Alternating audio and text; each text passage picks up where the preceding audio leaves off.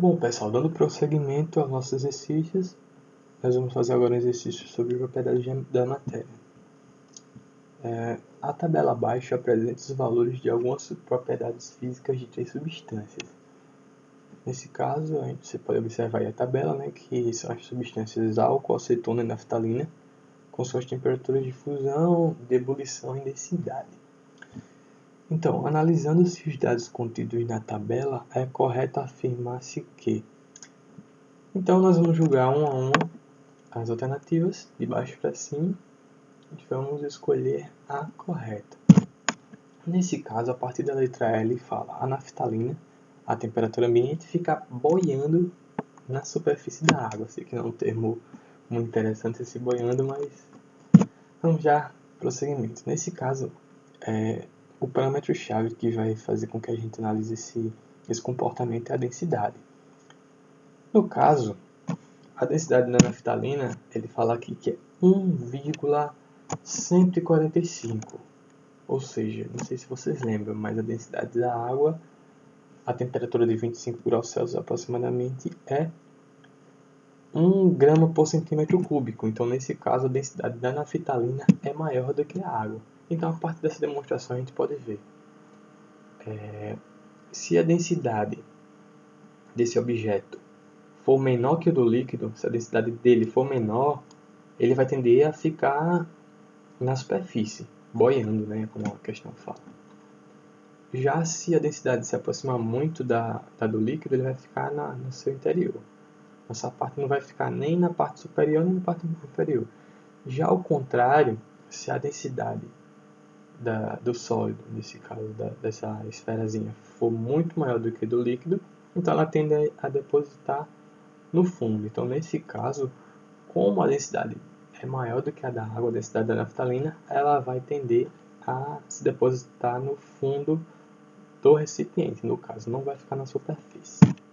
Então, partindo para a letra D, a densidade é a propriedade mais adequada para distinguir o álcool da acetona. Então, vamos olhando lá a diferença entre as densidades da água e a acetona são 2 milésimos no caso. Se a gente for se basear na densidade para saber o que estamos trabalhando é álcool ou acetona, qualquer experimental pode fazer com que eu diga que seja álcool sem ser, que seja acetona e disser que tenha álcool, através de um experimento que eu possa ter errado. Entendeu? Então não é interessante a gente utilizar a densidade para dizer se o que estamos trabalhando, se o que estamos analisando é álcool ou acetona. Alternativa C. A mesma pressão, 1 kg de água entraria em ebulição com maior dificuldade que 1 kg de álcool. Então, nesse caso, analisando a temperatura de ebulição. A temperatura de ebulição do álcool, 78,4 graus Celsius. Vamos supor que a água esteja ao nível do mar, a gente tem que ferver ela vai ferver a 100 graus Celsius, ou seja, vou precisar de uma temperatura maior para entrar em ebulição. Então, nesse caso, a água vai entrar em ebulição com maior dificuldade do que 1 kg de álcool. Então, a alternativa correta é a letra C. Mas vamos dar prosseguimento. A alternativa B fala que as 3 substâncias se encontram no estado líquido a 60 graus Celsius. Só que a acetona, a 56,2 graus Celsius, é a sua temperatura de ebulição. Então, acima disso, ela não vai estar mais no estado líquido. Vai estar no estado gasoso já. Então, nesse caso, as substâncias, as 3 não se encontram no estado líquido. Só a 60 graus Celsius, o álcool e a naftalina. E a letra A fala que a acetona evapora mais dificilmente que o álcool. Só que, olha a temperatura de ebulição da acetona. É uma temperatura de ebulição menor. Então, com uma temperatura menor, eu consigo ebulir uma maior quantidade de acetona. Então, essa questão, tranquila, a alternativa C é a correta. Então, dando prosseguimento nesse terceiro exercício de ligações químicas, no caso, a ligação entre átomos dos elementos químicos fósforo e cálcio, que tem 15 e 20 prótons, respectivamente, formam-se o composto de fórmula. Então, nesse caso, é esperado que se tenha uma ligação iônica pelo fato de cálcio ser um metal e o fósforo ser um ametal. Mas para que a gente possa fazer essa distribuição, possa saber como eles vão se comportar, como eles vão se portar dessa forma, é interessante que nós possamos fazer a distribuição eletrônica. Nesse caso, através do diagrama de Linus-Pauling, distribuindo o fósforo, nós encontramos esse comportamento. Com 5 elétrons na última camada, ou seja, ele não é estável e precisa ganhar 3 elétrons para se tornar estável. Preste muita atenção nisso. Ele vai precisar ganhar 3 elétrons para se tornar estável, para chegar a 8. A 8 elétrons na última camada ter o comportamento de gás nobre. Já através da distribuição do cálcio, a gente pode notar um perfil diferente. Nesse caso, ele vai ter 2 elétrons na última camada. Então é mais fácil que ele perca esses 2 elétrons e fique aqui com esses 8 elétrons na última camada. É mais fácil ele fazer isso do que ganhar mais 6 nesse caso. Ok? Então, o que vai acontecer é uma ligação iônica em que o nosso esquema para representar esses compostos através dessas setinhas faz esse fluxo cruzado e isso é o que obtemos. As cargas saem, ele não vai ficar aqui menos 3 nem mais 2 não, tá pessoal? Isso aqui não vai ter, ele vai cair a carga e vai fazer esse jogo cruzado e a partir daqui a gente já obtém a nossa resposta, né? Nesse caso é a letra E. Mas a título de curiosidade, aqui a gente demonstra os átomos de fósforo com seus elétrons. Sei que não está tão interessante, não está tão bonito esses elétrons aqui, mas foi o máximo que eu consegui fazer, pessoal, desculpa. E vamos considerar o cálcio aqui com seus 2 elétrons na última camada, né? Nesse caso são 3 cálcios, no caso, e 2 fósforos.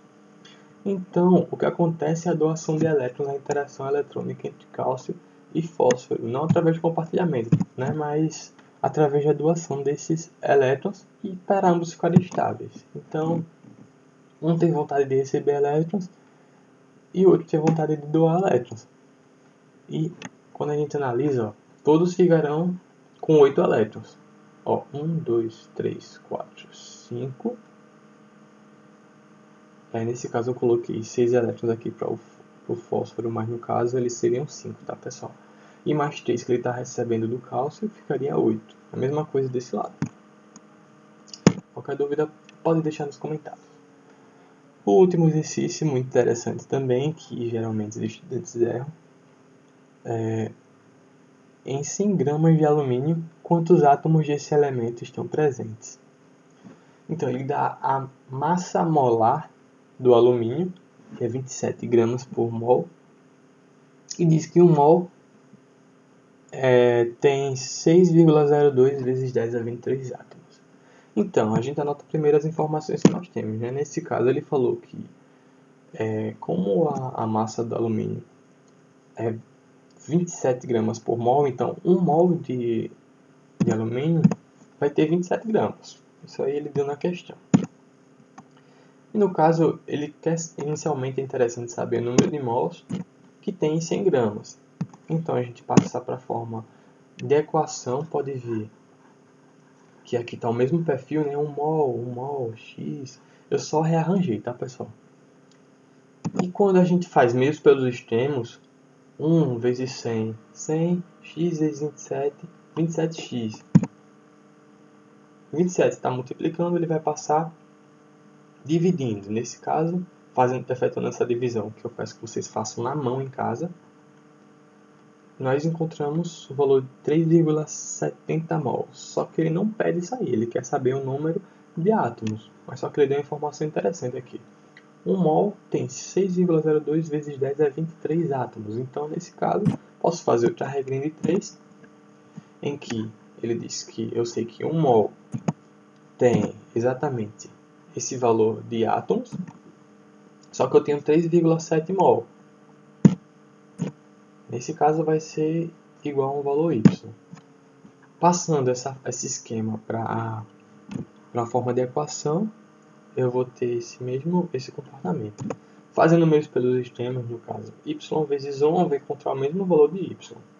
E 6,02 vezes 10 a 23 vezes 70, 3,70, vou obter esse produto aqui. Quando eu fiz a multiplicação, ele deu 22,2 vezes 10 a 23. Então, dá pra gente marcar, não é?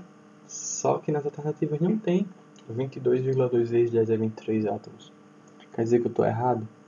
Não, quer dizer que a resposta está escrita de outra forma. Nesse caso, se eu antecipo a vírgula, o valor da potência de 10 aqui vai assumir uma unidade. Então, e esse valor aqui de 2,22 eu tenho na alternativa D, que eu coloquei aqui, até aqui errado na ordem, mas é essa alternativa que é a correta. Então, gente, agradeço por vocês terem assistido até aqui. Desculpa os meus enganos aqui, já são 2 horas da manhã, eu estou gravando esse vídeo. Mas espero que tenham gostado. Qualquer dúvida, podem deixar nos comentários, tá bom, pessoal? Agradeço muito. Tchau, tchau.